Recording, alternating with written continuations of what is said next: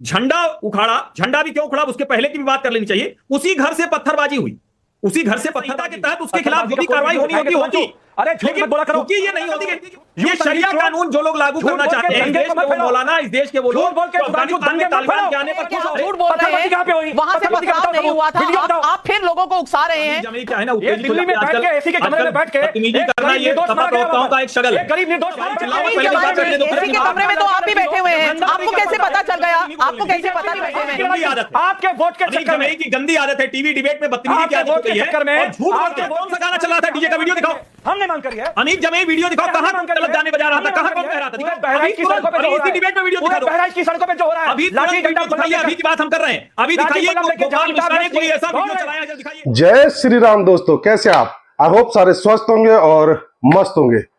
तो आज की डिबेट में हम देखेंगे कि बहराइच में हिंदू मुस्लिम दंगे क्यों हुए और इसके पीछे क्या कारण थे। जैसा कि आपको पता ही होगा कि यूपी का जिला बहराइच संप्रदाय हिंसा की आग में जल रहा है। रविवार को मूर्ति विसर्जन के दौरान हुई दो पक्षों की हिंसा में एक युवक की मौत के बाद बहराइच दंगे की लपेट में है। उत्तर प्रदेश के मुख्यमंत्री योगी आदित्यनाथ की सरकार पर पिछले 7 सालों के सफर के ऊपर यह एक दाग लगा है। अभी तक माना जा रहा है कि उत्तर प्रदेश में योगी सरकार ने प्रदेश में होने वाले दंगों को कंट्रोल करके हिंदू और मुसलमान दोनों की रक्षा की है। दंगा मुक्त उत्तर प्रदेश के नाम पर भारतीय जनता पार्टी उत्तर प्रदेश में ही नहीं पूरे देश में वोट मांगती रही है, पर अब उत्तर प्रदेश सरकार के हाथ से ये टैग भी खत्म होने जा रहा है। सोचना होगा यूपी में ऐसा कैसे हो गया, जबकि योगी की इतनी सख्त पुलिस जो छोटी छोटी डकैतियों पर भी एनकाउंटर करती रहती है, उससे कहां गलती हो गई कि दंगे की नौबत आ गई। हालांकि सीएम योगी ने कहा है कि माहौल बिगाड़ने वालों को बख्शा नहीं जाएगा। उन्होंने कहा कि सभी को सुरक्षा की गारंटी, लेकिन उपद्रवियों और जिनकी लापरवाही से घटना घटी है, ऐसे लोगों को चिन्हित कर कठोरतम कार्रवाई के निर्देश दिए गए हैं। इसी को लेकर यह चर्चा टाइम्स नाउ नवभारत पर चल रही थी। चर्चा में वरिष्ठ पत्रकार हर्षवर्धन त्रिपाठी बता रहे थे कि यह घटना कैसे हुई। जब वह घटना के बारे में क्रमशः बता रहे थे तो समाजवादी पार्टी प्रवक्ता अमित जमाई को मिर्ची लग गई, क्योंकि हर्षवर्धन त्रिपाठी बता रहे थे कि कैसे रामगोपाल मिश्रा को गोली मारने से पहले घसीटकर घर के अंदर ले जाया गया और फिर उसे बर्बरता से मारा पीटा गया। रामगोपाल के पैरों के नाखून उखाड़े गए और फिर उसको गोली मार दी गई और यह किस समुदाय ने किया था। सुनती ही जमाई तिलमिला गए और बोलने लगे कि आप समाज में नफरत फैलाने का काम कर रहे हैं। इसी पर दोनों के बीच तू तो मैं होने लगी। तो देखते हैं कि हर्षवर्धन त्रिपाठी ने बहराइच की घटना के पीछे क्या कारण बताए, जिसको सुनकर समाजवादी पार्टी के प्रवक्ता अमित जमाई के आग लग गई और वह शोर मचाने लगा और बोलने लगा कि आप झूठ बोल रहे हैं। फिर कैसे हर्षवर्धन त्रिपाठी ने उसको आईना दिखाते हुए उसकी डिबेट में बुरी तरीके से एक एक करके सारे धागे खोल डाले। देखो अब मैं क्या करता हूँ। नवका जी, हम सब इस देश में मानते हैं कि संविधान काम करता है, कानून काम करता है, भारतीय न्याय संहिता काम करती है। लेकिन गोपाल मिश्रा के मारे जाने को, जिस तरह से उसकी हत्या को नेताओं के समर्थक सोशल मीडिया पर बैठे हुए, अब उनको क्या कहें, ट्रोल भी कहना ठीक नहीं है, वो दूसरी दिशा में जा चुके हैं, वो खतरनाक हथियार बन चुके हैं। ऐसे लोग जिस तरह से वो झंडा उखाड़ने वाला वीडियो जारी करके और उन्होंने माहौल बनाया कि देखिए ये सब हुआ था, और उसके बाद आखिर लाइन में लिखा कि बाद में गोपाल मिश्रा की गोली मारकर हत्या कर दी गई। ये अफगानिस्तान या पाकिस्तान है क्या? ये बांग्लादेश है क्या? ये भारतवर्ष है। और यहां होना ये चाहिए था कि उसको, अगर आपको लगता है कि जो कोई गलत कर रहा है तो दो तरीके हैं, या तो आप पुलिस को फोन कर दीजिए, या उससे ज्यादा आपके सामने गलत हो रहा है तो आप उसको पकड़िए, पकड़ को पुलिस के हवाले कर दीजिए। उस घटना के पहले और बाद की बात तो मैं बाद में करूंगा। तो पहली बात तो ये कि ये जघन्य अपराध जिन लोगों ने किया है और जिस तरह से किया है उस पर बात होनी चाहिए। जिस तरह से उसको गोली मारी गई है, ये खूंखार अपराधियों की तरह व्यवहार किया गया है। और देश में जब घटनाएं होती हैं तो उस पर प्रतिक्रिया पर सवाल खड़ा किया जाता है। कहीं किसी के कोई गौकशी की घटना आ जाती है, फिर कोई कहता है कि ये क्या हुआ, हमारे खाने पीने पर कौन रोक लगा देगा। अभी आज की घटना है, जी किशन रेड्डी जो तेलंगाना भारतीय जनता पार्टी के अध्यक्ष हैं और साथ में केंद्रीय मंत्री भी, उन्होंने बताया हैदराबाद में एक देवी प्रतिमा को सुबह 4 बजे एक मुसलमान युवक ने घुसकर खंडित करने की कोशिश की। वहां लोगों ने उसको पकड़ा, हो सकता है कि 2-4 थप्पड़ लगाए हो, लेकिन पुलिस को दे दिया। अब आप हैदराबाद की इस घटना और बहराइच की इस घटना का दोनों का आप देखिए। देवी प्रतिमा को खंडित करने की कोशिश की, लेकिन उसको पकड़कर पुलिस को दिया। यहां क्या हुआ, झंडा उखाड़ा। झंडा भी क्यों उखड़ा उसके पहले की भी बात कर लेनी चाहिए। उसी घर से पत्थरबाजी हुई, उसी घर से पत्थरबाजी हुई और उसके बाद ये भीड़ का आक्रोश था, उसमें वो ज्यादा उत्तेजित हुआ, जो नहीं होना चाहिए, जो गलत है। भारतीय न्याय संहिता के तहत उसके खिलाफ जो भी कार्रवाई होनी होगी। अरे लेकिन क्योंकि ये नहीं हो सकती कि उसकी तो हत्या कर दी गई। ये शरिया कानून जो लोग लागू करना चाहते हैं, इस देश के वो मौलाना, इस देश के वो लोग अफगानिस्तान में तालिबान के आने पर खुश हो गए थे, ऐसे लोगों को झूठ मत बोलो पर भारतीय न्याय संहिता के दायरे में झूठ मत बोलो होनी चाहिए। कानून क्या करे?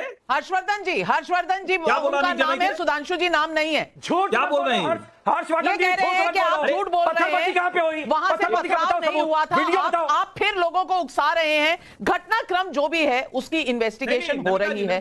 नविका जी, जी। थोड़ा सा अमित जमाई क्या है ना, ये उत्तेजित हो दिल्ली में जाते हैं बैठ के एसी के कमरे में बैठ के बदतमीजी एक करना, गरीब ये निर्दोष सपा मारा गया प्रवक्ताओं वहाँ का पर। एक शगल। एक गरीब निर्दोष मारा गया वहाँ पर। अरे सुनो ना भाई, यहाँ बैठ चिल्लाओ के मत, पहले अमित की बात रखने दो, जमाई, फिर एसी अपनी के बात कमरे में तो आप भी बैठे हुए हैं। आपको कैसे पता चल गया, आपको कैसे पता चल गया कि वहां पर लाउडस्पीकर बज रहे थे और लाउडस्पीकर पे जो बात हो रही थी वो आपत्तिजनक थी? एसी के कमरे में तो आप भी बैठे हुए हैं। गंदी आदत है। आपके वोट के अमित चक्कर जमाई में, की गंदी आदत है, टीवी डिबेट में बदतमीजी की आपके आदत हो वोट के गई है चक्कर में, और झूठ बोलते आपके हैं। वोट के चक्कर में झूठ एक बोलते गरीब हैं। वोटर मारा हर्षवर्धन जी गया। वरिष्ठ पत्रकार हैं, उन्हें आपके वोट की जरूरत नहीं है और वो वोट के लिए नहीं बोल रहे, फैक्ट्स के ऊपर बोल रहे हैं, फैक्ट्स के ऊपर बोल रहे हैं। और एक जर्नलिस्ट फैक्ट्स पर बोलने की उसको इस देश में कम से कम इजाजत है। अमीक जमाई जी, आप अगर मरोड़ के बता सकते हैं तो वो कम से कम सही तो बता सकते हैं।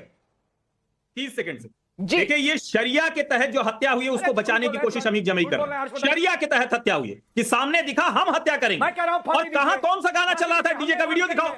हमने मांग करी है। अमीक जमाई वीडियो दिखाओ, कहां कौन गलत गाने बजा रहा था, कहां कौन कह रहा था, दिखाओ। अभी पूरे बहराइच की सड़कों पे जो हो रहा है, डिबेट में वीडियो दिखा दो। बहराइच की सड़कों पे जो हो रहा है, अभी लाठी डंडा दिखाइए, अभी की बात हम कर रहे हैं। अभी दिखाइए गोपाल मिश्रा ने कोई ऐसा वीडियो चलाया है, जरा दिखाइए। वो कौन लोग है, कौन लोग है वो? दाएं बाएं मत जाइए। अभी आपने बहुत गंदा नारा लगाया, बीजेपी को लेकर गलत नारा लगाया। आपके लड़का आप लड़की हिंसा फैलाना चाहते हैं, अमेरिका शर्म पढ़ते करिए। हैं और गरीब शर्म करिए, हिंदू लोग शर्म। दंगे में मारा जाए, दंगे में मारा जाए। आप अभी भी झूठ बोल रहे हैं। आप अमीक जमाई झूठ बोलना बंद करिए। देखिए, मैं सिर्फ इतना कहना चाहती हूं कि बहराइच में जो हो रहा है वो किसी के लिए सही नहीं है, वो किसी के लिए सही नहीं है। मैं किसी भी धर्म से जुड़े हुए लोगों का नाम ले ही नहीं रही। हमारे देश के किसी भी हिस्से में अगर उपद्रव होगा, किसी को भी चोट लगेगी तो वो भारत मां के किसी बच्चे को चोट लगेगी। तो मैं बिल्कुल इस बात को नहीं यहां कहना चाहती कि यहां से हुआ वहां से हुआ, लेकिन अगर बार बार अमीक जमाई साहब यही कहेंगे, विवेक श्रीवास्तव जी, कि एक तरफ से उकसाया जा रहा है तो उकसाने का काम एक तरफ से नहीं होता है। जब इस तरह की घटनाएं होती हैं तो ताली दोनों हाथ से बजती है। अब किसने पहले किया, किसने बाद में किया, ये सब इन्वेस्टिगेशन में, तहकीकात में निकल कर बाहर आएगा। लेकिन एक बच्चे की जान गई और उसकी मां ने क्या कहा, आपको वो भी मैंने सुनवाया था। आप कहें तो दोबारा सुनवा देती हूं कि मां ने क्या कहा कि उसके नाखून तक निकाल दिए गए थे, उसके नाखून निकालने के बाद उसको गोली से मार दिया गया। मुझे यह बताइए कि कहां लिखा इस देश के संविधान में कि अगर कोई आपको उकसा रहा है तो आप इस तरह का बर्ताव करेंगे? आप पुलिस के पास जाइए, कंप्लेंट कराइए दर्ज, और उसके बाद अगर कुछ ना हो तो जिस तरह से त्रिपाठी जी कह रहे हैं, आप चाहे आंदोलन कीजिए, धरना कीजिए, आपके पास सब संवैधानिक रास्ते हैं। लेकिन ये क्या बात हुई कि आपने लाउडस्पीकर बजाया, अब वहां डिस्को बजाया? अब इसका कोई प्रूफ है किसी के पास?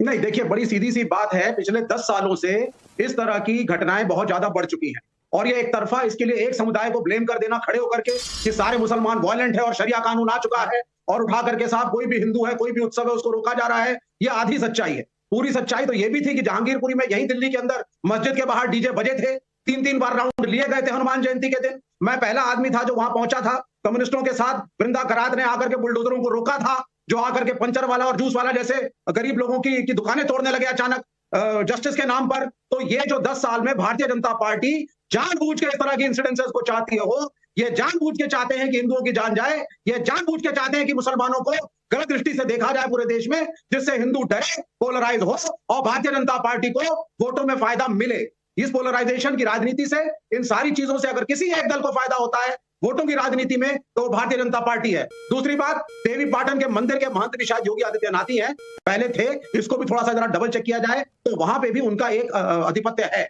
ऐसा नहीं है कि मुख्यमंत्री वहां से गायब है अगर वो गोरखपुर के मंडल में नहीं आता है। ये सच्चाई है।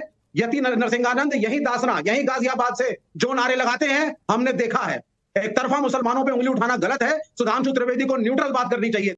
आई होप कि आपको डिबेट पसंद आएगी। डिबेट पसंद आए तो लाइक कीजिए, शेयर कीजिए। तो मिलता हूं फिर किसी नए डिबेट के साथ, तब तक जय श्री राम।